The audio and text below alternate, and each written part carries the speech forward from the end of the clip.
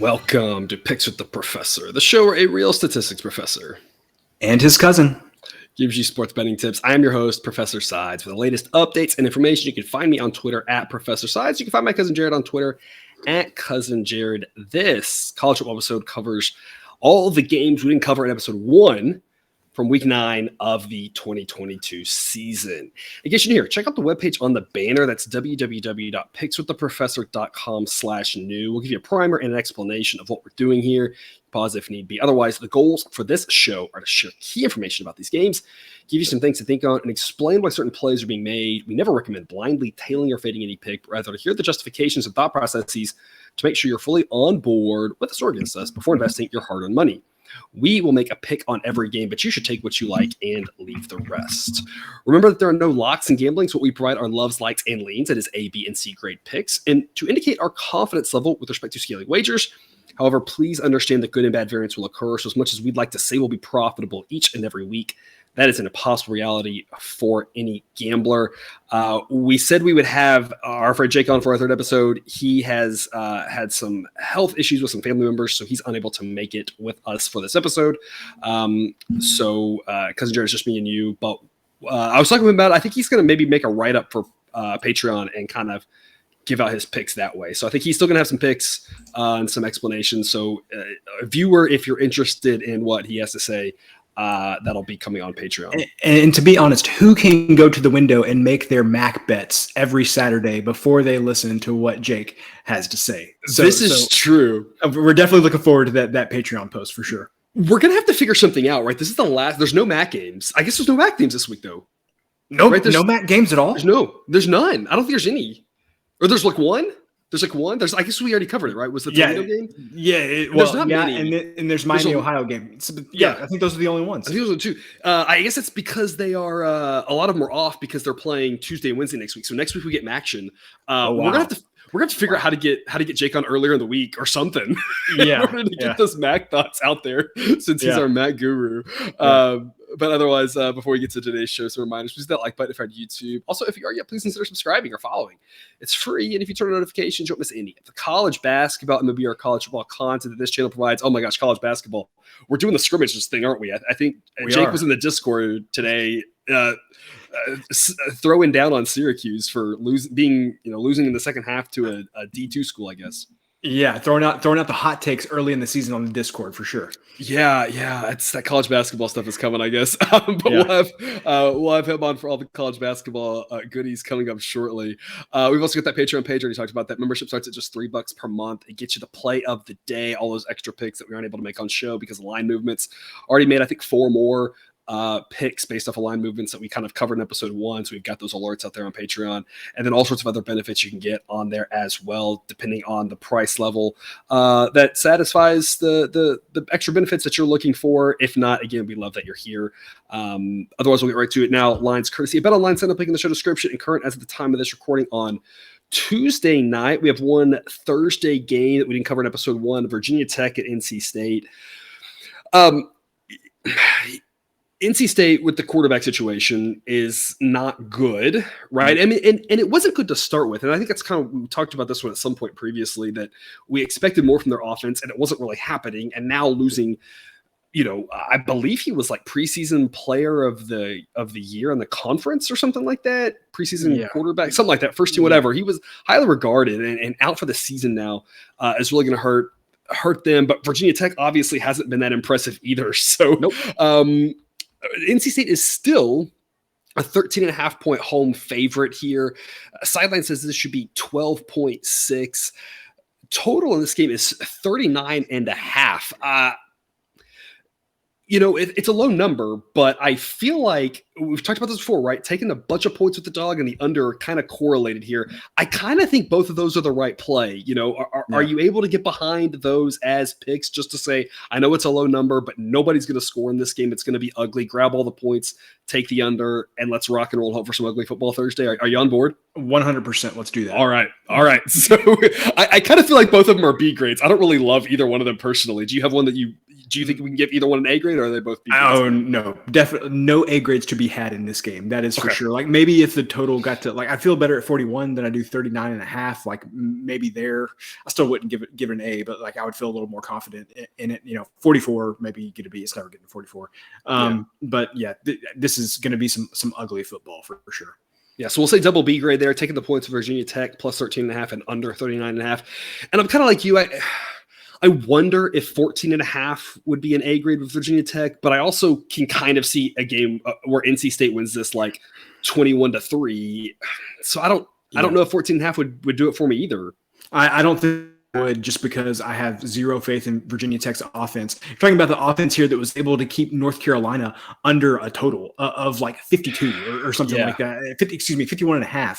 And they were able to go under that number against Virginia Tech because their offense is so bad. So Virginia Tech is one of those teams that, unless you're playing an under, there are no A grades that can be given to that team. Yeah. So we'll go double B grade on the under, and Vatek plus 13.5. Kicking us off there. Friday, 8 p.m. Eastern, Louisiana Tech at Florida International. Okay, I have a hot take for you. Are you ready for this? Again, viewer, we have not discussed this game. We haven't discussed this team. Is Florida International as bad at football as we thought they were? I think the answer is no, based off what we've seen the past couple of weeks. I think the answer is no as well. And all the metrics have hated them. They are not in the basement anymore, but they're still the second to worst team. But I look at their body of work and I wonder if they are the second worst team. They beat New Mexico State on the road by 2 touchdowns. They covered to UTSA for us. They destroyed Charlotte last week, which was just surprising. They had a shutout at the beginning of the fourth quarter in that one. Right. And of course, they got destroyed by Western Kentucky. Western Kentucky's a good team.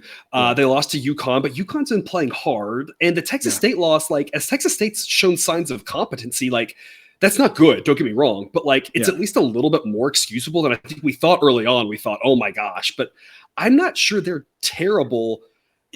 I agree that looking back, maybe the most damning thing you can say about them is that they went to overtime or double overtime against Bryant in the first game of the season. Like, I think that's probably the worst thing that they can say. And you mentioned that UTSA game, which, up there with Western Kentucky is probably one of the best teams they're going to play this season. And they were never, like, you never felt like UTSA was going to cover in that game. I mean, FIU was within the number the entire time. So, I've been relatively impressed with what I've seen from them in the past few weeks. Absolutely. And so the question is, should Louisiana Tech be favored by this much? I'm really of two minds of this one. Sideline says it should be Louisiana Tech minus 8.2. So Sideline would say that there's still a little bit of value here laying the 6.5 with Louisiana Tech. I think just the question is, how do we feel about Florida International? Because if they are truly the second worst team in college football, then absolutely Louisiana Tech can go on the road and win this game by a touchdown. But Florida International has shown enough lately that I'm not sure how I feel about that. I'm curious what your thoughts are there.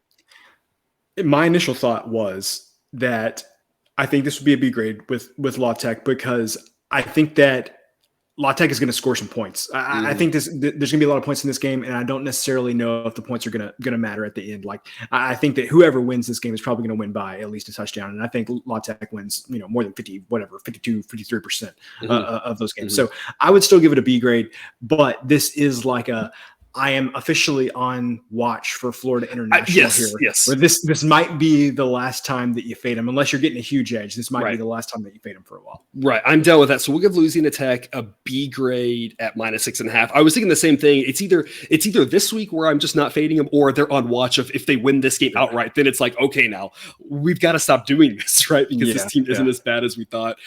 Total, you think there's going to be a lot of points? Is 57? I mean, that's not a lot. It's not a huge number. That's not a huge number. And I do think there will be a lot of points. But the problem is that when you're talking about teams that are this bad, I just don't really have a ton of faith in that being the case. I feel better about – I think there are going to be a lot of points. I don't think the points are going to matter. But if it came down to it, I still think La Tech could cover that number if it didn't get as high scoring as I thought. Whereas there's another game with two really bad teams that I think we'll probably talk about today, where I'll say the same thing. Like I when it's two bad teams, I just don't really have faith in what the total could possibly do. So I know 57 is pretty low. Definitely lean to the over if I had to, but in a game like this, I don't feel confident enough to give it an A or a B grade. All right, I lean on you for totals, so that'll be our final word right there. To the Saturday games, noon Eastern, TCU and West Virginia. Because Jared, I texted you. I said, "Be ready for questions," because I have questions.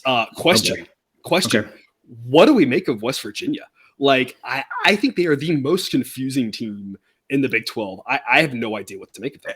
I came on this show and I said after the first 4 weeks of the season, I feel like that I was not out on West Virginia. They were finding ways to lose games, but I was impressed with their offense. Mm-hmm. And I think that they were going to be able to hang around with some teams. And I thought there was still some value there.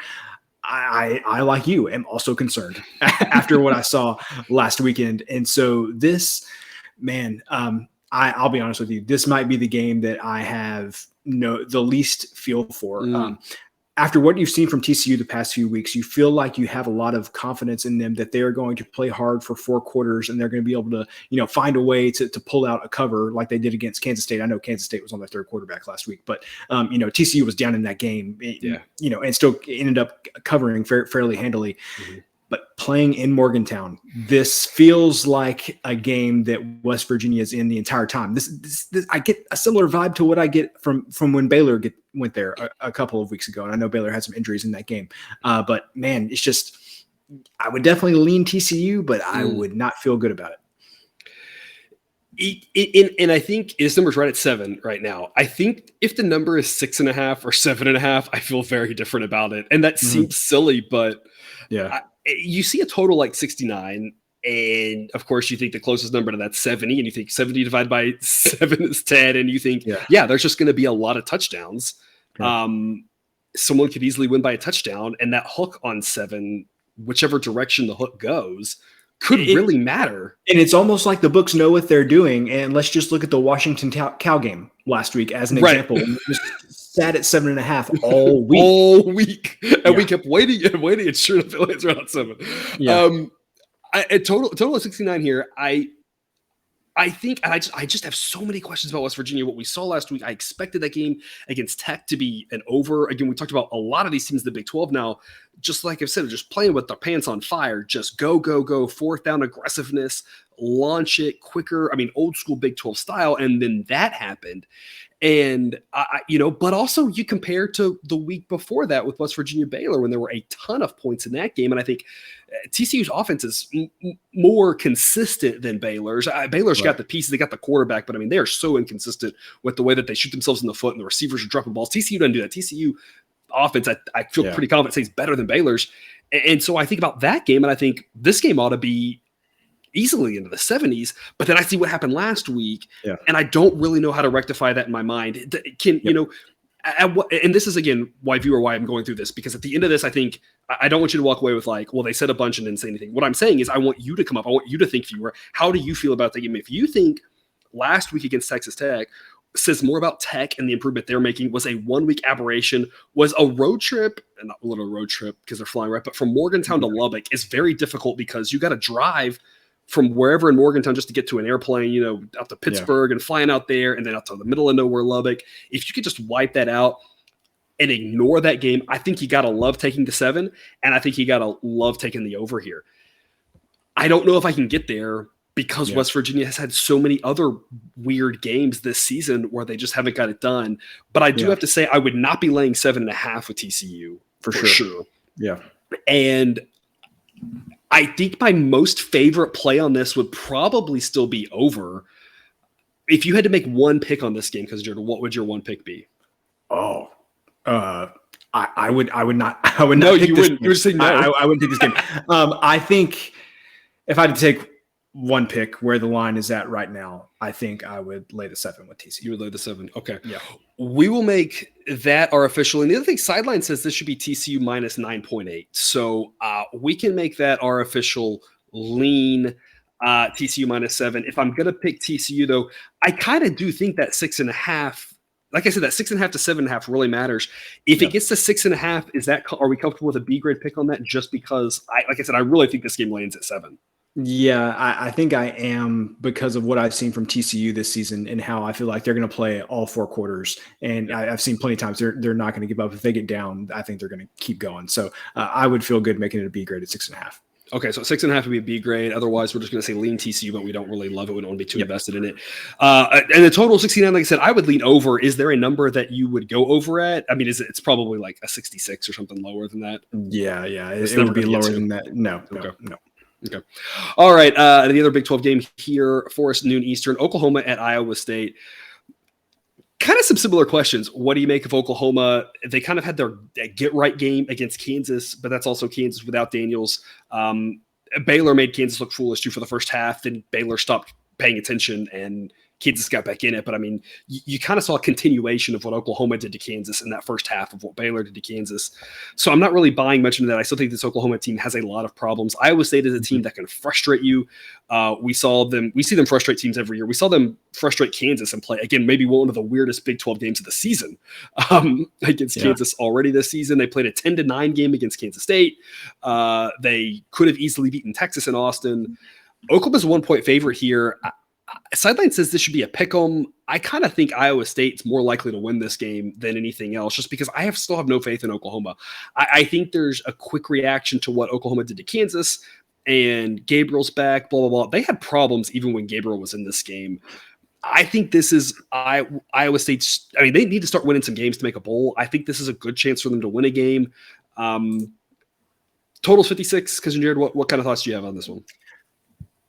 I guess I would say I would still lean to the over at 56 because do we think that Oklahoma's defense is going to be able to stop somebody? And I know that Iowa State has shown us nothing this season that makes us think that they have an effective offense, but Oklahoma's defense has just been so bad. And I mean, you're my Big 12 guru here. So am I too off base in that thought? I think you're correct in that thought, and I would look to other teams that Iowa has played that are similar to Oklahoma and reference that for the total. I don't think we can look at the Kansas State game. The issue I have is that there were 55 points in the Baylor game. That Kansas game we talked about only had 25 points, and the Texas game had 48. So I think you're right. The question we have to ask ourselves is how much worse is Oklahoma's defense than Kansas? And how much worse is Oklahoma's defense than Texas? Yeah. I don't know. I think I guess the other thing I would say is Iowa State is multifaceted in that they are just going to try to mess with you. Yeah. And frustrate you. And so the counter to what I just said was Iowa State knows Kansas State's got a good offense and they wanted to play a low scoring game. Iowa State knows Kansas is a good offense, wanted to play a low scoring game. Iowa State knows Texas is a good offense and wants to play a low scoring game.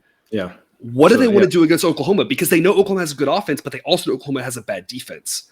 Right. That's the question is if Iowa State says the way to beat Oklahoma is we can score every time we want to, let's get into a track meet with them, then this game's going to – maybe this is a live bet. Watch the first two possessions of each team and just see how it goes. Because if Iowa State says we want to get into a track meet because you can't stop us, then this game's going to go flying over. But if Iowa State says – we know your defense is terrible and we want to have 17 play drives and that sort of game, then it's going under. So I think it's just, I don't know what type of game plan they're going to have.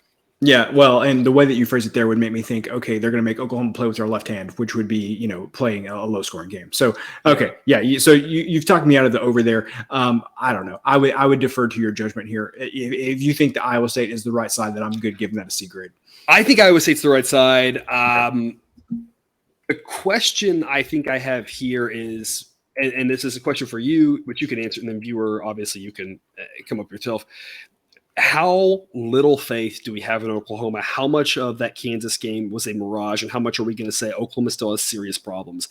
If you think Oklahoma still has serious problems, and I think they might, then I think this is actually an investable game. Just take Iowa State +1 or money line, because this might be our last opportunity. Because if Oklahoma loses this game by 10, this might be our last chance to really take advantage of a bad Oklahoma team. Right. If you think Oklahoma got it right against Kansas, which is a weird thing to say, but if you think that rights the ship for them, then that's a different story. And obviously you don't agree with that take. But if you think they still have issues and that Kansas game was just, Kansas still doesn't have a lot of talent without Daniels. They really are a more one-dimensional, weaker offense. They're relying on the receivers to make great catches, that sort of thing. And you could run all over Kansas and they just shoved it down their throat, but they still have issues. Then Oklahoma may not win another game this season, and the lines are going to start reflecting that if they blow this one. So yeah, I think I'm in between on that. I think that Oklahoma is, the way that I would phrase it is, I don't think Oklahoma is as bad as they were in the TCU games and the Texas game. Mm-hmm. And what about the Kansas State game? I think that maybe more kind of like what they actually are. But the thing is that Iowa State's offense is so much worse than Kansas State's that, anyway, talked about this a long time. I think I defer to your judgment in the Big 12. I don't have enough faith to make it a B grade. And so I would just give it a C. I'm going to hold off on a C right now. I'll think more about it, but it's really on the borderline for me as well for Iowa State. 2 p.m. Eastern, Charlotte at Rice. Charlotte? We wanted to have faith in you, Charlotte. We really did, and you let us down. Who would have thought we'd see the day where Rice is more than a 2-touchdown favorite against not New Mexico State, right? Not one of those teams. Charlotte may be trying to head there, though. They're now ranked 124th according to Sideline. Rice is up to 94th. The Sideline says this line's pretty accurate. Sideline says it should be 16.8. The model has really not liked Rice a lot. So at minimum, I'm going to lean Rice minus 16.5. The question is, do you have enough faith that you want to play that as a B grade pick or just leave it as the lean? Nope. Just leave it as the lean. All right. So we will lean Rice minus 16.5. Yeah. The other thing I would say, and I mean, I guess Rice has played a couple of higher scoring games this year. And by a couple, I mean one, really, last week against Louisiana Tech. The problem is that if I had to pick a team on Rice's schedule that was most similar to Charlotte, it would probably be Louisiana Tech. And that game got to, it went to overtime, but it got to 83. So, I mean, they're still probably like 69 or something like that in regulation. Yeah. And so I think I would still lean to the under just because – Charlotte's defense is so bad. I think that Rice ran for almost like 300 yards in that game. And so I think if you play that game over again against La Tech, there's going to be some times where they don't bust quite as many big plays and they just kind of keep the clock running. And this game ends at like 55 or 57 or something like that. So I would still lean to the under. But again, after what I saw last week with Rice and La Tech, I feel like that is a good potential analog for this game. That's what I was going to say after that one. I'm like, I have no idea. It sounds, and I think I agree with you. It sounds like what you're saying is they almost have a little bit of that triple option Service Academy in them where it's like, you never quite know if they bust those runs, all of a sudden it can get really high scoring. But if it's 4 or 5 yards a pop, it could be a 16 play, 12-minute touchdown drive. Yeah, exactly. And you just never quite know. It's like it's a real fine line between which way it plays out. I mean, all Rice's offense is the old Stanford offense with not good players. And so, the thing is not good players, by the standards of college football, much better than us. I'm not dissing you, Rice football players. I know you're 100 times better than me. But so if they don't bust the big plays, then they're going to keep games low scoring for sure. 2:30 Eastern, Rutgers at Minnesota. Minnesota, we talked about this last week. Just all sorts of injury issues, and playing Rutgers is obviously a better test than what happened, or a better game for them than last week's disaster. But Rutgers, to me, is a team I think that can hang in this game. Rutgers is pesky. They play a good defense. They can kind of run the ball, kind of frustrate you. I don't necessarily expect Rutgers to win, but if this game is low scoring, ugly, and Rutgers hangs in there, I don't think that would surprise me at all. Minnesota's a 14-point favorite. Sideline says 14.3, so it is not going to offer us any help. Total's 40.5. I see this game. Honestly, I would not be surprised if this game finishes in the 20s, maybe the 30s, but I just see this being a low-scoring, mud-slinging kind of rock fight game. I think under, and I think take the points. Because, Jared, what do you think? Viewer, I have thought about this game all day.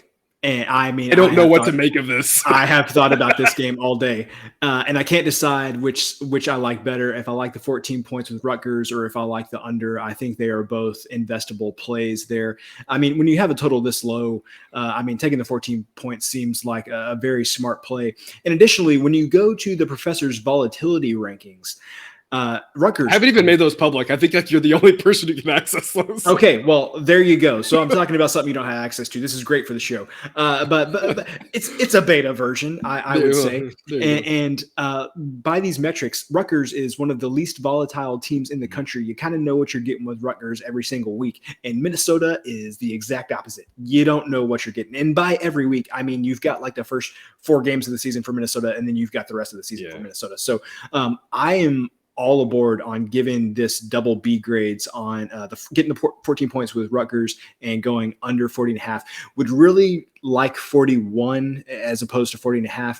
But again, this is just one of those games where you got to ask yourself who's scoring points here. Yeah. And the answer is someone will have to, but but it won't be me. Where would your thresholds for A grades on either one of those be, if applicable? I mean, I feel like I think it'd probably be a number I wouldn't get to. I feel like I have to get set to 17 to get an A grade with Rutgers, just because if Tanner Morgan comes back, you could find some way that Minnesota wins this game, 24-3 or something like that. So I think it'd probably have to be 17 for the points of Rutgers. I don't know. I don't think it's ever going to get – I think I'd need like 44 to go an A grade under. But 41 – I mean, I like it 40.5. 41, I love that too. 41 be like a B plus, not quite. Yes. Okay. All right. So we'll go double B grade, plus 14 on Rutgers and under 40.5 official picks on that one. Ladies and gentlemen, the moment you have been waiting for, 3:30 Eastern on Saturday, New Mexico State at UMass. Have we had a matchup this bad between the last and third to last teams all season? There's only one matchup that can beat this, and that's last to second to last. So this might be the game of the year, folks. What was it when New Mexico and Florida International played each other this season? Was that the 2 bottom teams at the time of that game? We'll have to go back and look. It was close. If this isn't the game of the year, it's runner up. Boy. Look, I have thought about this game way too much. First off, as we used to always say last year, we had a whole segment of these games. Last year, we if you weren't with us last year, that's fine. Last year was our first year. Like not many of you probably were with us, but we did. I made little cute segments, and one of them was a whole segment of games called "You Don't Have to Watch Them to Make the Monies." And so it was all the ugly games. We were like, we like something here, but you probably don't want to watch it. And this is the epitome of that. You do not have to watch this game to make the monies. You probably can't watch the game. I hope not. Maybe it's probably on ESPN Plus because everything's on ESPN Plus. It will be ugly, but look, I've thought about this. First off, the total's 38.5 is a non-starter for me. I've seen there's too many games that UMass has played in where the totals have gotten like shockingly high. And usually I see a total like that and I'm like, let's go under, because these totals that go low, I don't want to get too sidetracked here, but a lot of times these low totals you should go under. And the reason I say that is there's enough people who are blindly going to bet over that principle, I think, works with like a total of 6.5 in regular season baseball games. But I don't think it works in college football. Like in college football, when it goes this low, they get resistance, but like it keeps going under, right? So a lot of these low numbers, like under is still the right play. The resistance just happens because people are concerned about the number, and it doesn't make a lot of sense. This one's not one of those. I would not go under this number. I would go over it. I just wouldn't touch the total. But New Mexico State laying less than a field goal, I think New Mexico State's the right side. When I look at these two teams, and like I said, I've thought about this game and looked way too much into this game for how terrible it's going to be. I have not seen competency from UMass at all this season with regards to football, and I have seen competency from New Mexico State. I know it's on the road, but New Mexico State actually appears to me like a team that kind of can do the football, and I don't think UMass can. When you look at New Mexico State, they got trounced by Wisconsin, and they got trounced by Minnesota. That's fine. They had that opening season game against Nevada that was super ugly, and they lost the turnover battle, and they lost the game, and whatever. It was ugly, but like they at least, and not that Nevada's good, but they hung in there with them. Yeah. They lost by 7 to UTEP on the road. That's not bad. They beat Hawaii by like 20, and they did not play them by that much, but I mean, they at least played with them. They lost to FIU, but as we talked about earlier, like I'm not sure FIU's as bad as we thought. They beat New Mexico by 12. I mean, that's competency, right? You look at UMass. UMass has the only thing close to good football that UMass has done has either been they beat Stony Brook. So New Mexico State's wins have at least been against FBS teams. UMass's one win was FCS. They got trounced by Tulane, whatever. They got trounced by Toledo, whatever. They got trounced by Temple, 28-0. Yeah. They put up 24 against Liberty. Like the best thing I can say about their season probably is they scored 24 against Liberty. They also gave up 42. They got trounced by Buffalo. They only lost by 7 to Eastern Michigan. Like, What does that mean? What does that mean? I talk about volatile teams, right? So all this to say, like, I think New Mexico State does the football at a bad level, but at least a level that's like registers on the scale. Whereas UMass is like, I just think super, super terrible. I want to lay the 2.5 for New Mexico State. I like this under a field goal. Cousin Jared, can I get you on board? For a B grade? Yes, B grade. Oh, sweet Jesus! I was not anticipating this. I think what I would say about New Mexico State is I think we may be underestimating what a competent coach can do for a team like this. And with Jerry Kill being there, Kill had a decent run at Minnesota, was the interim coach at TCU after Patterson left. He's just a guy that has just kind of been mostly solid in most of his stops. So I think you may be seeing that reflect in New Mexico State's play when you have a fairly competent coach there. I think you said what I said exactly the same, except you did it in like 1/10 of the words. Yeah. Okay. There you go. So, oh my God, if you feel strongly about it, I'll do that. I'll do it. I was going to say, I felt like I would need to be like, I don't know, if it's less than 3, sure. It's less than 3. To me, it's the bottom line is I don't think the points get wonky in this game because I don't think there's enough talent to like drive the length of the field to get field goals and things to get wonky. I don't think there's enough talent for safeties. There's no Iowa defense here to get us safeties, right? Yeah, I think this just plays out like I think this is a 17-14 or a 24-21 or something like that type game. I think Mexico State wins. It's less than a field goal. B grade for us on New Mexico State -2.5. No way that I would ever give this an A grade unless you said New Mexico State like +10 or something insanely stupid, right? I couldn't give this an A grade. I don't want to be that invested, but I do think New Mexico State -2.5 is an investable opportunity. Also, 3:30 Eastern, a game that you would want to watch. This one should be a fun one. Cincinnati at UCF, total of 56 here. The total at 56. I cannot get the fact that UCF scored 70 on Temple. Temple, out of my mind. And not that Temple's good, but their defense isn't terrible. Mm-hmm. That UCF SMU, they put a bunch up on SMU, but then last week they didn't score at all. I don't know what to do with UCF here with regards to their totals. Maybe you have an angle there. Like I said, I trust you on the totals. For me, I'm just flummoxed by what I've seen from UCF. Mm-hmm. First, the side, I think it's priced fairly well and that it's close to 0. The sideline would say that the wrong team is favored by a point, says that UCF should be favored by a point. That doesn't mean a whole lot, obviously. We're talking about a very minor discrepancy there of who's favored by a point. I think the questions you have to ask yourself is who's going to win? Cousin Jared, who's going to win? Couldn't tell you. What I would say is that I feel like these two teams have been the exact opposite of each other this season. And what I mean by that is Cincinnati has just been very consistent. They have not been world beaters. They have not been great, but they've been solid, consistent. UCF is the exact opposite. They've had moments where they have just looked like world beaters and have been absolutely amazing. And then they have the games where they just look like hot garbage, where they just, haven't looked like nearly the team that they should be. So Personally, I do not want to be invested in this game. My lean would definitely be UCF at home getting the point. I think I would feel good about that. Back-to-back tough road trips for Cincinnati, playing at SMU and then playing at UCF. UCF, obviously, terrible loss. Not a terrible loss, but did not play well in the loss to East Carolina. Maybe that'll wake them up a little bit and they'll come out ready to go. Again, with just how up and down this team has been this season, you would think you're going to get a good game from them this week because you got a bad one last week. So I would lean with the C grade kind of towards taking the point with UCF. I like UCF as well. I really like them coming off the loss. Not that there is really anything to the zigzag, bounce back, whatever, as much as it is, I think, that sets them up for a good week of practice. And there is a motivational factor here, especially with 19-year-old kids. There is a, how good of a week of practice you have, how focused you are for the game. I think had they won that game handily, not to say that they would have a lackadaisical week. They're obviously going to be prepped for Cincinnati, but I think that just gives them a little bit extra fire this week for Cincinnati, knowing that they really need to win this game. So I like UCF too. The question is, what point would it have to? I mean, is it as simple as we need a field goal to play it? I think so. Just because, man, I feel like I agree with you. I like UCF more coming off a loss than a win, but I mean, just when they've played bad this year, they have played bad. They have. So we'll go lean UCF, taking the point. If it gets to a field goal, I think we like it. Yeah. We'll keep an eye on this one. Maybe if it gets to 2 or 2.5, you could convince me.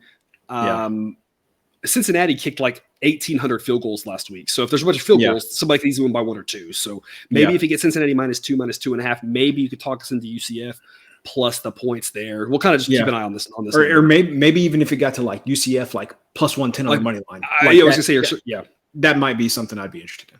Yeah, absolutely. So maybe playable. We'll keep an eye on it. We'll update Patreon. Total of 56. Which direction do you lean on that? So earlier in the week, I was leaning towards and over on this game just because, like you said, UCF has put up some ridiculous scores this year. But when you really dive into the box scores outside of – you mentioned the Temple game. They had 700 yards of offense against Temple. But when you dig down into the box scores on those games, some of those games where they put up a lot of points, and I'm specifically thinking about like the SMU game, they put up 41 points, but they only have like 350 yards of offense or something like that. So I think I've changed my mind. I think I would lean towards the under just because we know what we've seen from Cincinnati this season, and their offense is not that great. And so I think their defense could present some problems for UCF's offense. So I'd lean under, but not enough to invest in it. Do you think it's a situation where, however you think the game plays out with regards to who wins, them controlling the game can make it more over under? If Cincinnati controls this game, that's, I guess what I'm trying to say. If Cincinnati controls this game, it probably goes under. If they play the game they want to play, UCF, if they play the game they want to, it goes over. Yep, definitely agree. So there might be some correlation there to think through about how you think the game will play out. Could also tell you which way to go. Obviously, if you're going under, you want to grab under 56. You don't want to wait around. If you're over, maybe wait and see if you can get it down to 55. Yep.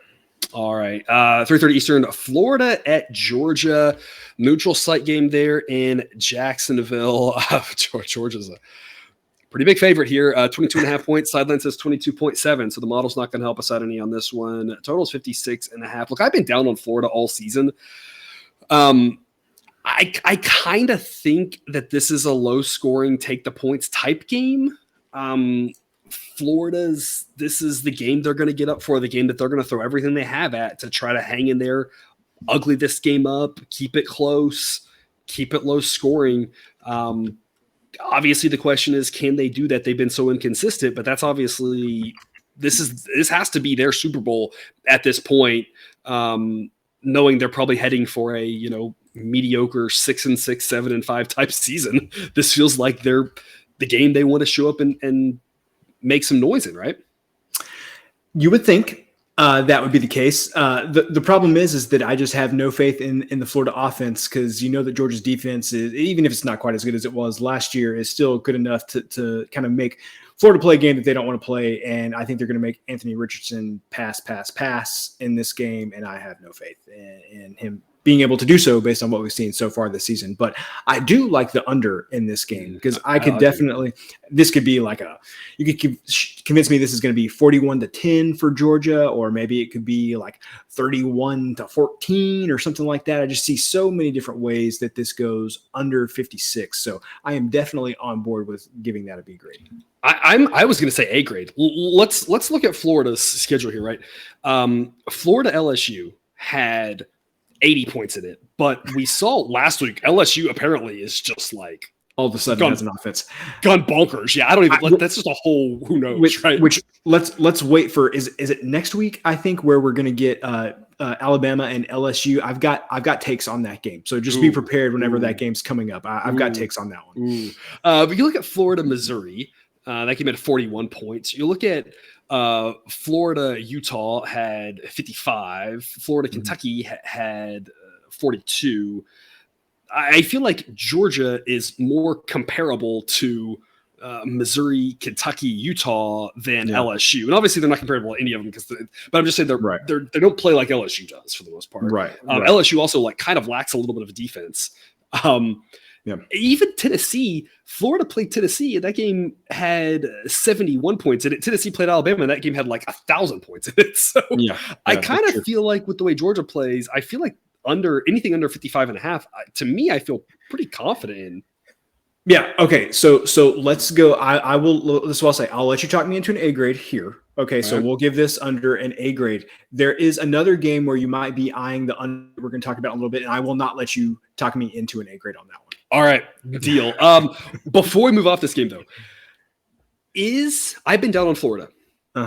Is Florida as bad as we thought? Let's look again. So we talked about this early in the season. I talked about this. Sometimes you just got to take a step back, relook, reevaluate, reassess. Let's try to get rid of our premonition, our old thinking, right?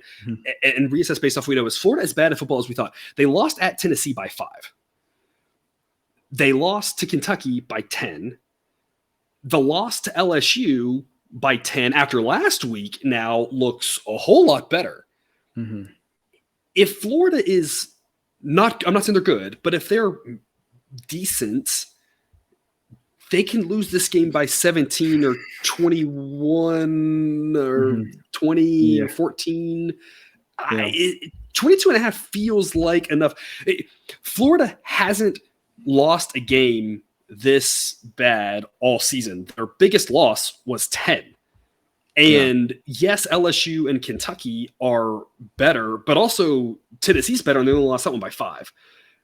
And Utah's better, as good. Like, they've played a bunch of tough teams, and they've played them close, right? Like, if I'm not saying Florida can't get blown out, because Georgia's a very good football team, but I don't think Florida gets blown out the rest of the season. This will be Florida's biggest loss of the season. And so it would be kind of crazy to me to say that Florida loses all of their games that they lose by 10 or less, and they lose 1 by 30. Yeah. And especially because I just don't think Georgia's as good as they were last year. Last year, Georgia is a different story than this year's Georgia. I feel like 22 and a half is investable. I feel like that's a B grade. Okay, let's give it a B grade. I do feel like there is a sense of this is what but recruiting was why Billy Napier was brought in. But the other reason that Billy Napier was brought in is for games like this. Absolutely. And so it's I think that you're going to get Florida's best shot. And maybe that results in them losing by 17. Absolutely. And this is exactly what he did against Tennessee, was their best shot against the Tennessee team that they knew was really good. And they hung in there in that game. And they scored late, probably garbage. It should, but whatever. I mean, Tennessee's really good. The fact that they lost that game at Tennessee, they should have lost it by 12 or 14 or whatever, is like still pretty impressive. Yeah, and I wouldn't call it garbage time necessarily, but we have seen Georgia give up some points later in games, or at least Georgia games have more points towards the end of the game. And so, there could definitely be like a backdoor cover opportunity for Florida here. Yeah, because it definitely feels like a game that's going to be like, 21-7 in the fourth quarter. And then it's just like, this is the way Georgia games go. It's just hold on to your butt for the under, and hopefully Florida doesn't give up too many late points. So we'll go B grade, Florida plus 22.5, and then under 56.5. The Florida is a B grade. The total is an under A grade. 4 p.m. Eastern, Missouri at South Carolina. South Carolina is a 3.5 point home favorite. Sideline says South Carolina should be favored by 7. Quite a discrepancy here. This number has come down throughout the week. Obviously, 2 teams I think we don't have a ton of faith in either way. To be fair, I think we don't have a ton of faith in them because we're comparing them to SEC schools. They're still both pretty solid football teams. Sideline says South Carolina is ranked 40th, Missouri ranked 55th. So, I mean, they're both in the top half of teams. It's just compared to the SEC teams, they are obviously weaker. Total is 46.5. I kind of see this as not sure who's going to score a ton of points, but I still think South Carolina is the better team at home. I'm surprised it's only 3.5. Because Jared, what's your take on this game? I would say let's give a B grade to South Carolina, laying the 3.5. I do have some concerns about South Carolina coming off the A&M game. That was so A&M and South Carolina are like the permanent cross-division rivals. So they play each other every single year. Big geographical rivalry there. Yeah, exactly. And they play for the bottom trophy, if that tells you anything. I'm a big history buff. They made a trophy? There is a trophy for that. Anyway, so this is the first time that South Carolina has beat A&M. I know this is going to sound stupid, but I do think it was a big deal to South Carolina football players to beat A&M. I think they had never been before. It doesn't matter if you're not geographical rivals. It's not like the rivalry where like you've played against these guys in high school. None of these kids know each other probably, other than maybe some camps, but they're so far apart. But if you play the same team every year and you lose to them every year, you do kind of start thinking like you want to beat them. So I would say it means something for sure. Yeah. But the thing is this line is still so low that I think that South Carolina still has a good opportunity to cover. And just go back and listen to everything that I've said about South Carolina before on this show. It all depends on where Spencer Rattler's turnovers take place. if they're far away from the end zone, that's fine. The other thing is that I think I have faith in Shane Beamer. Like, I think that he will have his team ready to go even after a big win for them last week. And again, it doesn't hurt that Missouri's not very good at all. So let's give a B grade to South Carolina laying the 3.5 points. I don't know. I guess maybe if it got down to 2.5, I would maybe say A grade. Yeah, I think so. I guess I would probably say that. Man, so the under is the right side on this game. What I would say about the total, man, I would really like 47 a lot more than 46.5. That 46.5 really grosses me out. And so I guess probably what I would say personally, I would want to wait on this. If it goes to 47, let's grab a B grade under at 47. But even if this goes down to 45, I would say let's give it a B grade at 45. Where would it be an A grade at? I think it'd probably have to be like 51. Wow. I'm a little surprised at that. Just looking at Missouri's scores in conference play, the game against Auburn had 31 points in overtime. The game against Georgia had 48 points. The game against Florida had 41 points. The game against Vanderbilt had 31 points. Yeah, and I mean, you could say something similar about South Carolina for sure. Again, I just go back to where are the turnovers? Yeah, going to happen at, and I don't know. 27-20 feels like a potential outcome here. So what would you do in this situation? I think what would you do? For me, 48 would be an A grade under for sure. Okay. I guess what I'm really asking you is, would you give it a B grade at under 46.5? Yes. You want to play the waiting game. Okay. I would give it a B grade at 46.5. I'm not sure it matters if we should wait, just because I'm not dying. 46 isn't any different than 45, right? So right. I'm not dying to jump in, but I would play B under. I'd play a B grade under probably until 44. That's probably my numbers. Probably 44 and 48 would probably be my B and A grade thresholds. Okay. So if you wanted to wait and just see, I'm fine with waiting or lock it in. I doubt it gets to 48, but if it does, hallelujah. Yeah. So let's wait for now, see if it goes to 47. But again, you're never going to have a difficult time talking me into an A grade under. And so I would say let's see if it goes back to 47. It opened at 48 and is down to 46.5. So that makes me think maybe it'll go back up to 47. So if already up 1.5, maybe it'll bounce back up to 47. Yeah. So official picks for us then, we'll take South Carolina minus 3.5 as a B grade pick. If it gets a 2.5, it's an A grade. We like the under. We're going to wait, just see what the number does, but we think under is the right side. If you want to jump now and just lock it in, just lock it in. We think under is the right call here with these two teams. But we're going to see what the number does, somewhere between an A and a B grade for us, depending on exactly where the number falls. 4 p.m. Eastern, South Alabama at Arkansas State. South Alabama is a 10.5 point road favorite. Sideline says it should be 7.3. South Alabama ranked 66th according to the model. Arkansas State 98th. I'm going to argue to take the 10.5 with Arkansas State. That's a lot of points. I think they can hang in there, and I think they've got a lot of ways they can lose this game and still cover at home. Total's 55.5. Cousin Jared, what do you think? Our boy Major Applewhite, offensive coordinator at South Alabama, not looking too hot. Even by Troy standards, and Troy, we know how much we love a good Troy under. What was that, 7 points or something in that game against Troy last week? So man, that was not very good. It was a good game. It was a close and competitive game. South Alabama and Troy, just not exactly even though we played the under, still not exactly what I was expecting. No, 6 points, not even 7. They didn't get to 7. Oh man, 6 points. Wow. So for that reason, I would also agree. Let's give a B grade to taking the 10.5 points with Arkansas State. Just, everything I've ever said about the Arkansas State defense, right? I mean, South Alabama could fix a lot of their offensive problems in this game, but just based on what I've seen from South Alabama's offense this season, I have faith in Arkansas State scoring enough to keep this one relatively close. Yeah, and you look at South Alabama went on the road to Louisiana and won by 3, and that feels Louisiana and Arkansas State feel similar in that regard of sometimes they look okay, sometimes they don't, but going on the road and winning by double digits more than double digits, even if they win by 10, they don't cover, is not an easy task. Obviously, South Alabama can do it. Arkansas State, not good enough for us to give this an A grade, but I think it makes sense to take the 10.5. Total 55.5. I feel like you're just out on this total because Arkansas State is. Like I could easily see this game being 31-17 or 34-14 or something like that. So I would stay away from this total. South Alabama is a much better team, and so if they get Arkansas State to play the game that they want to play, it could go under a number like 55.5. Yeah, and I kind of thought last week against Louisiana might go under because of what we saw the week before with Arkansas State and Southern Miss, and Arkansas State's defense let Louisiana score a bunch of points. So again, and I stand by, obviously, caveat, make sure right. I think Arkansas State and Louisiana are still pretty similar. Last week was one result. If they play that game 10 times, I don't think Louisiana wins all 10 of them by 20 points. Louisiana obviously got the win last week. Kudos to them for that. But in general, I both those teams, I kind of stand by the don't know what you're going to get from them. Not great. South Alabama, a better team, but going on the road and winning by 11 or more is difficult to do. So we're going to take Arkansas State plus 10.5, be great, and pass on the total. To the night games, 7 p.m. Eastern, Kentucky at Tennessee. Tennessee's favored by 12.5. Sideline says it should be 11.9. I've got Tennessee ranked 5th.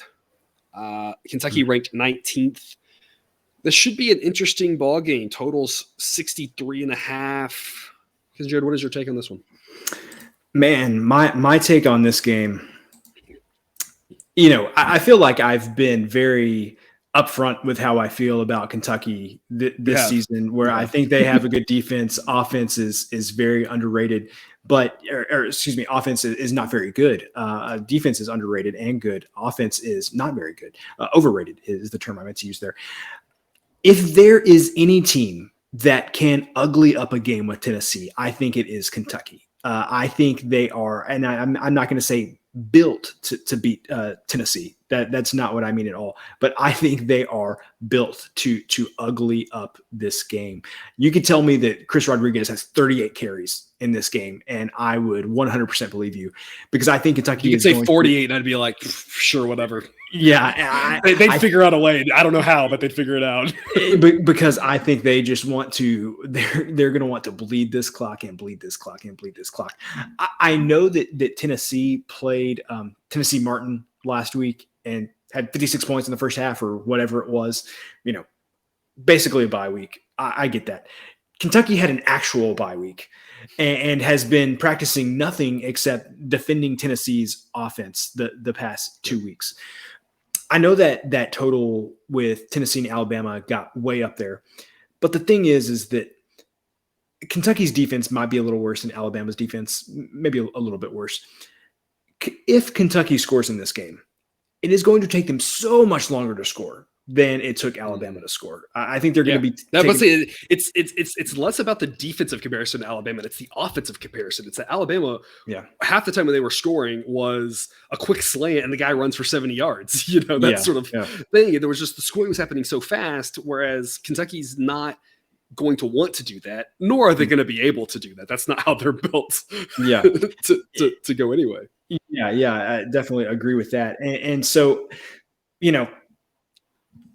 I can't, I think Jake might disagree if he were here, but I'm definitely leaning to the under in this game. I just think that Kentucky is going to find some way, somehow, even if it's to the detriment of their own offense, to keep the Tennessee scoring down in this game. Yeah, I think back to, and we've already talked about, the Tennessee-Florida game, where that game was 38-33. That feels like the maximum that this game gets to, because Florida and Kentucky, I think, are fairly similar as much as we can compare teams, right? Offense definitely inconsistent at best, but I mean, Kentucky's, I think, got a little bit better of a defense than Florida does. That game got a little out of hand late, and like I said, I think that's the most you can get to. So seeing that's to me the ceiling, I definitely do agree that under is the right play here. I think I'm good with a B grade on this under. Okay, yeah, let's give it a B grade. And I don't think there's really a way you could get me to an A grade Nope. with Tennessee's offense. Nope. Just wouldn't be worth it. I also kind of wonder about taking the points with Tennessee when I think again, going back to that Florida game, I think Florida gearing up for Georgia is very similar for what Kentucky's doing here for Tennessee. Like I think they can find a way to keep this thing close, ugly it up. The question is, do we want 13? Do we want 13 and a half? Do we want 14? Or is double digits enough in a game where, again, I think Kentucky's defense is the only defense they're going to face all season that could potentially slow them down. Well, I think it's also important to note that we've got a potential look ahead spot for Tennessee here playing Georgia the week after this.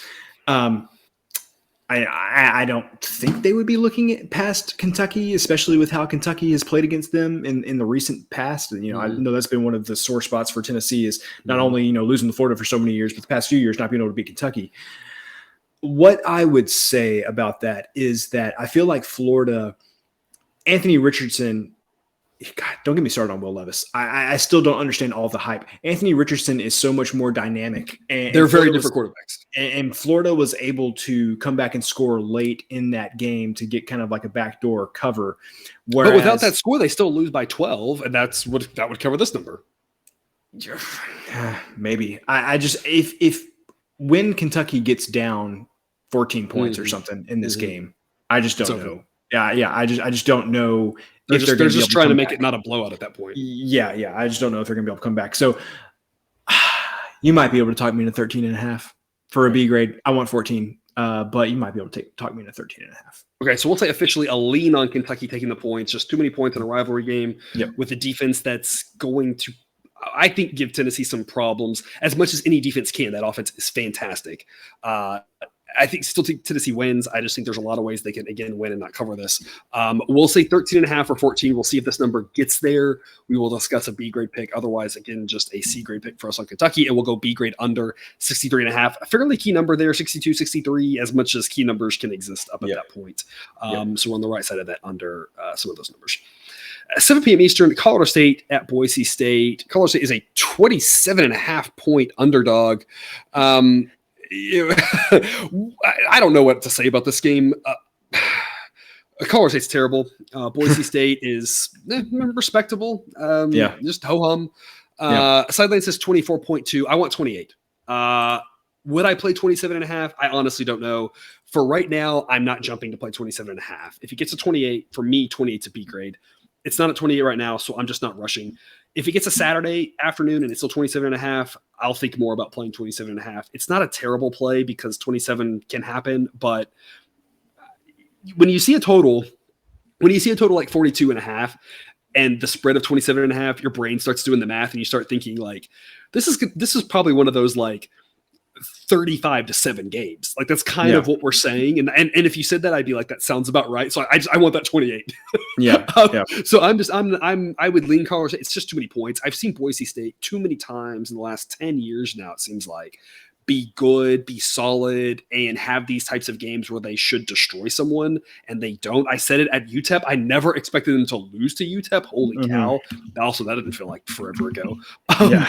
But that same sort of thing, that was on the road. This is at home, so it's a little bit different, but just one of those like play around with a team that they should destroy and they just don't do it. So I just couldn't back Boise State. It's just too many points.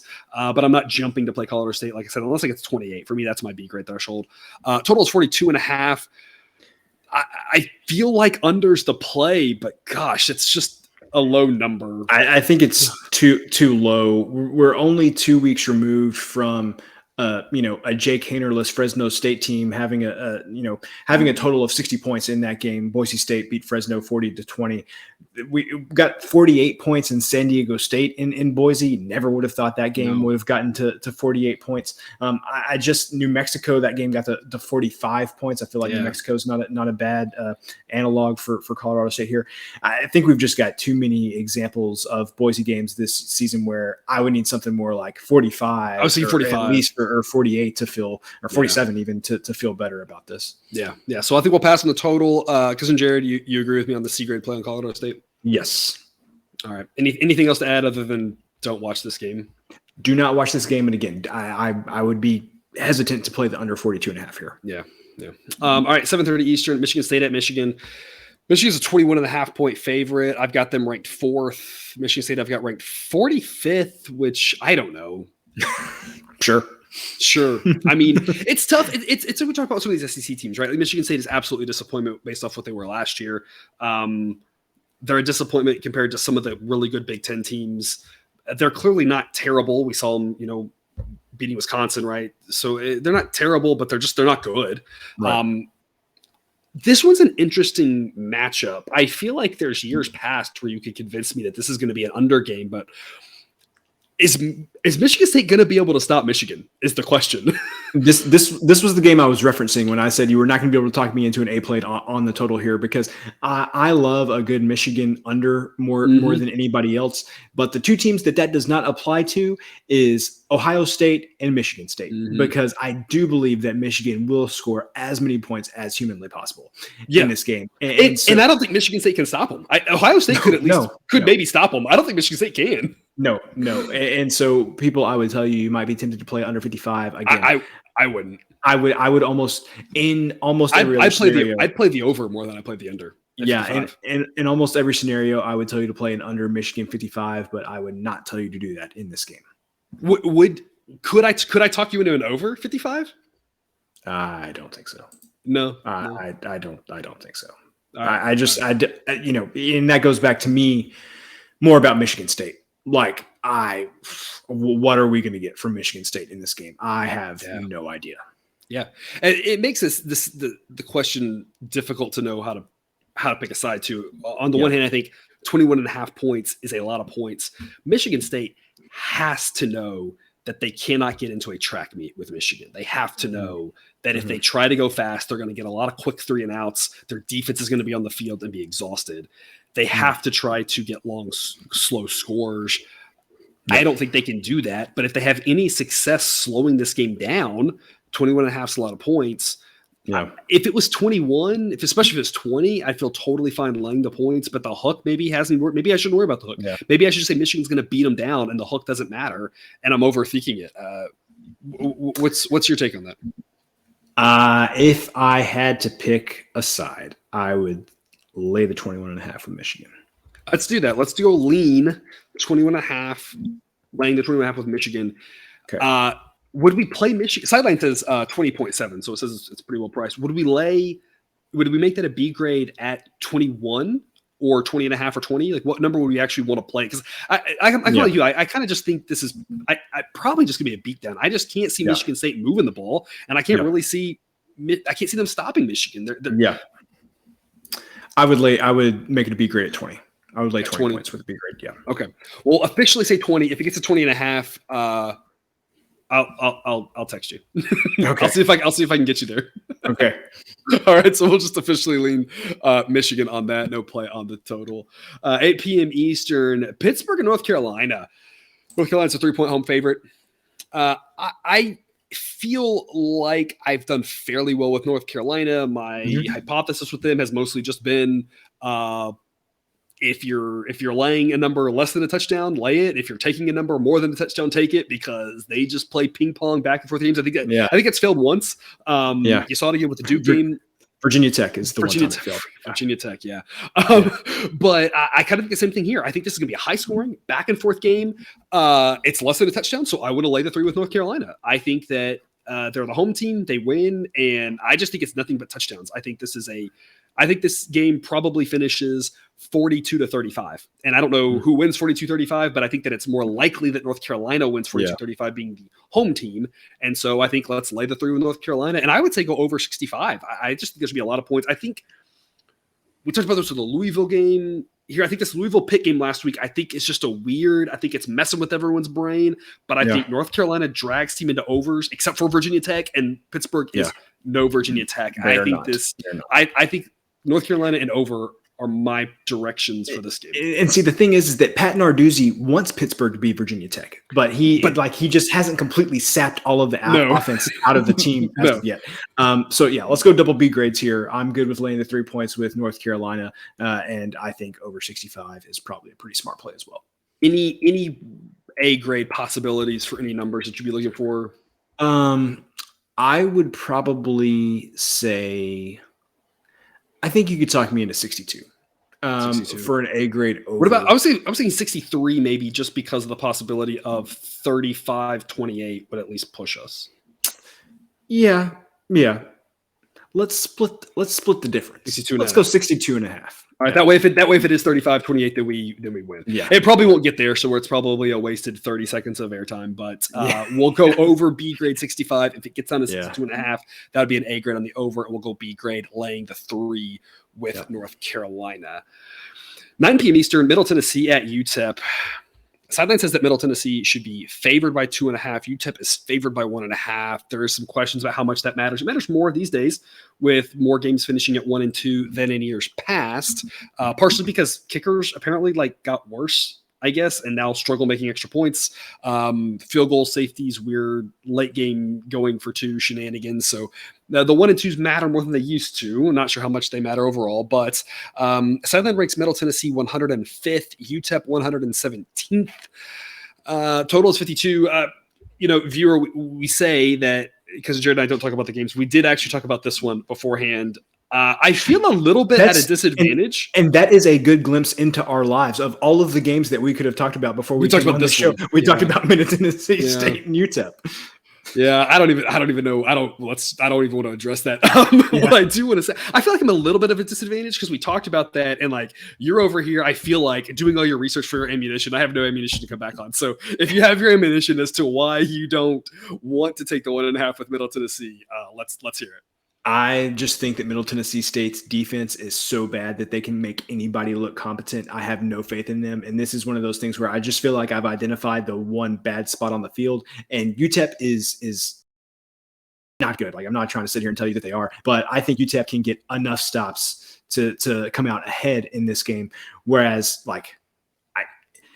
Middle Tennessee State will get a couple stops. But I mean, UTEP could put up 31 points. And if this UTEP team puts up 31 points, I think the odds of them losing are low.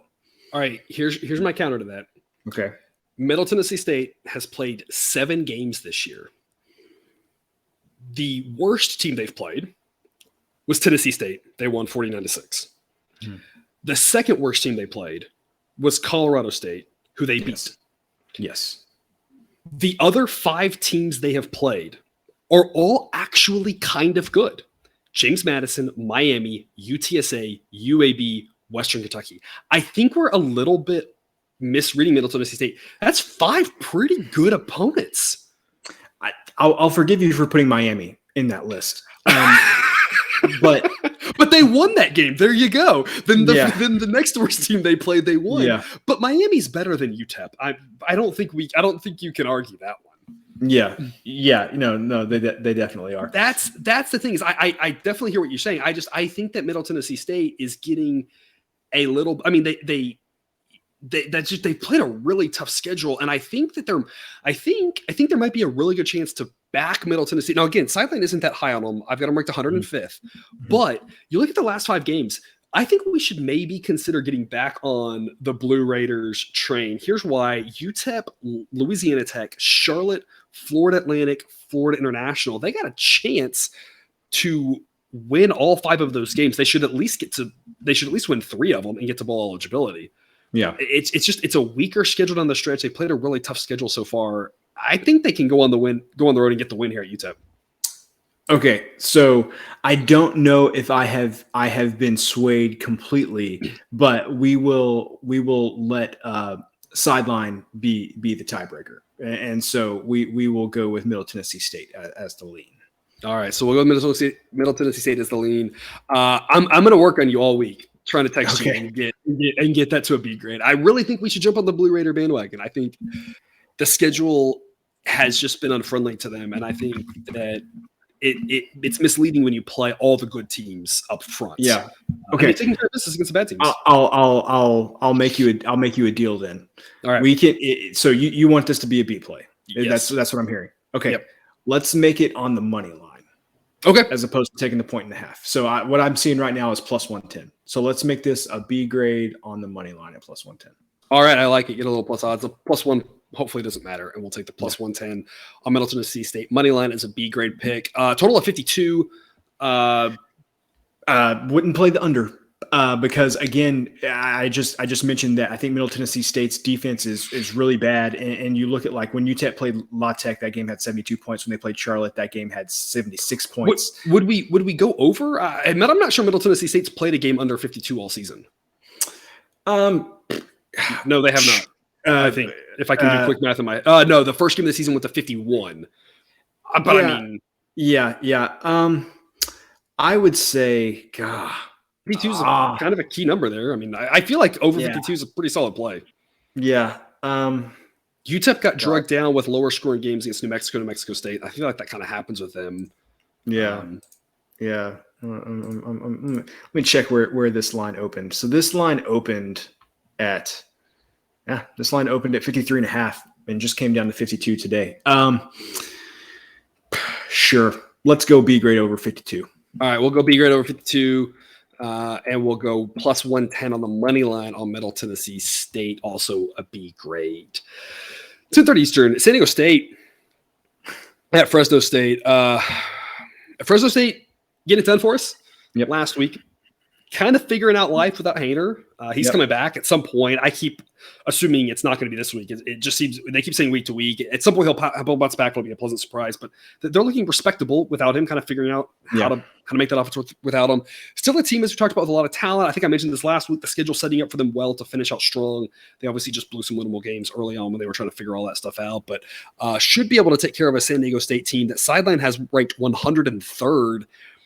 Sideline says it should be Fresno State minus 12.1. I mean, I think Fresno State's the side here at single digits. The question is it investable? Is it a B grade or a C grade pick? Obviously, we all would love 7, but San Diego State just has issues scoring, and Fresno State seemed to be playing fairly well. Yeah. Total is 40.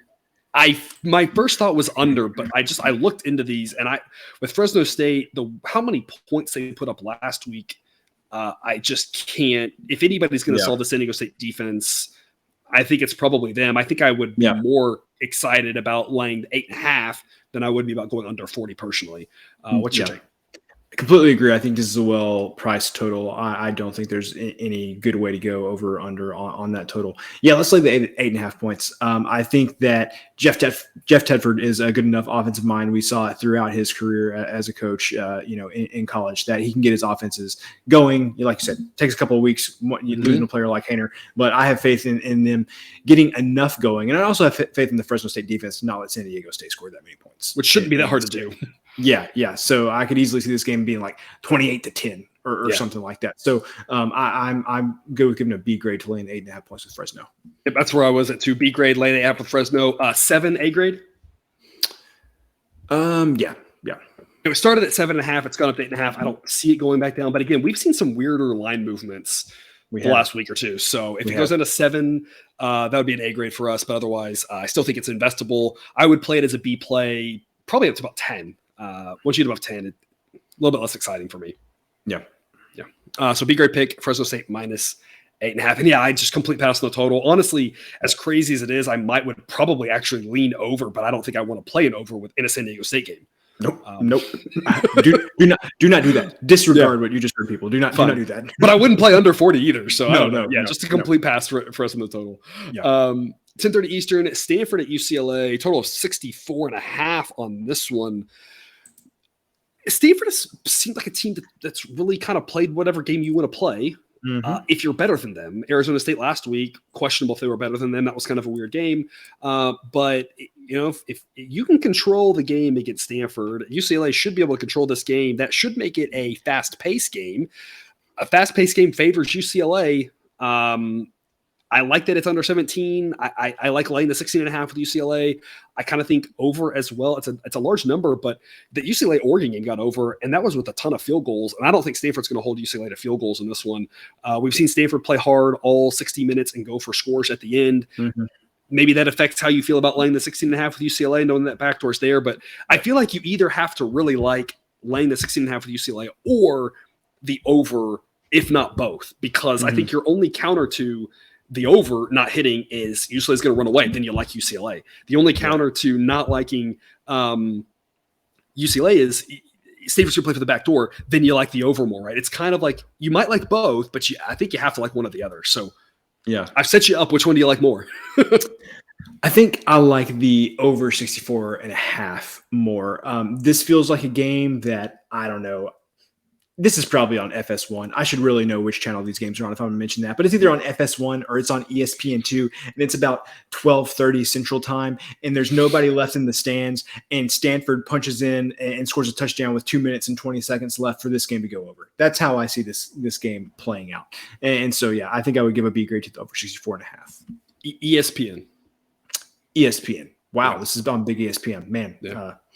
It's going to be kind of a blowout for the big ESPN late game. That's okay, though, because the Mountain West has been terrible, and they don't deserve to be on ESPN at this point. True. So, so let's go over 64.5. I'll be honest with you. I don't have a feel on the side. This feels about right. I am concerned about a Stanford backdoor cover again, which is why I like the over more. I would be concerned about Stanford finding the backdoor late. Okay. So does that mean you would lean Stanford then rather than lean UCLA for our people in Pick'ems? Contest. At 17.5, I would, if your number out there 17.5, I would lean Stanford. 16.5, is tougher. To me, 13.5. I'm excited to play UCLA. 17.5, I'm excited to play Stanford. Yeah. In the middle is, like I said, it's one or the other. You have to, if we're liking over more, I'm fine with that official position, and that makes me a little bit more nervous about laying it with UCLA. I think that I would still lean Stanford because Stanford has been the least volatile team according to your metrics that you're working on, and Sideline says this should be less than 16. So I just feel like Sideline has nailed Stanford. So I would taking the point. All right, so we're going to go lean Stanford plus 16.5. We're going to go over 64.5 with a B grade. A grade at 62. Probably not going to get there. Yes. Probably not going to get there, but if it does, we'll go A grade at 62 for the over. Wrapping us up for week 9, 10:30 p.m. Eastern, Nevada at San Jose State. Stay with us, viewer. Don't click off yet. We have a play. You don't have to watch them to make the monies. We have a play we like on this one. So it's ugly, but hang in there with us.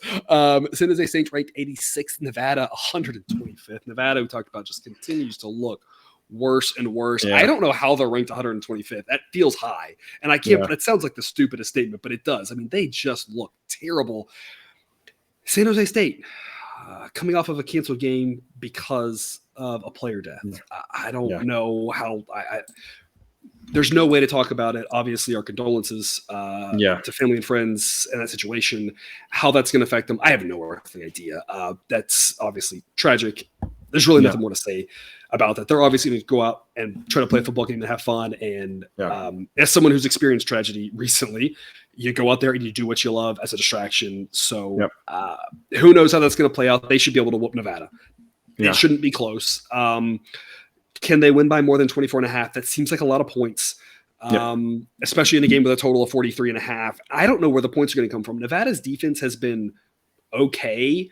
Mm-hmm. It's not been good, but it hasn't been terrible. But their offense has been so terrible. It's very bad.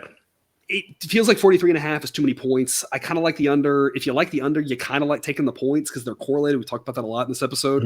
Mm-hmm. I think I like the under more than taking the points, but 24.5 is so much. It's almost kind of hard to pass on that many points in a game that San Jose State could easily win by 17, 21, 20, 24. A lot of ways they could win this handily. You know, if this game was 24 zip, I'd be like, sure, that seems about right. 27-3, right? There's just so many ways that this could go. So I kind of think take the points, and I kind of think go under. Cousin Jared, how are you going to direct us? So I think that the under is a good play at 43.5. Obviously, would rather have 44. So what I will propose is that we wait here and see if we get it to 44 and potentially give it a B grade there. If not, I would say play under all the way down to 41 in this game. I would give a B grade to the under, and the A grade would probably be like 45, which not too far from it. Not too far from it. So potentially get to an A grade on the under here. Okay, so we definitely like the under. Again, kind of like we talked about with the South Carolina-Missouri game. We're going to hold off. We're going to see what happens with the number, kind of track it. Again, we'll update on Patreon whenever we lock one in. I think under 43.5 is a perfectly good play. Under 42.5, a perfectly good play. If you get 44, even better. If you get 45, even better. So we'll discuss on that. We'll kind of see where the number goes, whether it's an A or a B grade pick, but we definitely like the under here. I think we got to for sure lean Nevada. Mm-hmm. What number would we actually say it's worth the investment on Nevada? Or do we just say Nevada could lose this game 31-0 and it's just not worth playing Nevada, even though it's a lot of points? I think it should be 20.5. And again, I'm not high on Nevada. When you compare, I think my numbers to other people's numbers on this one, I don't think I'm very high on Nevada already. Right. It's a lot of points. Is it investable?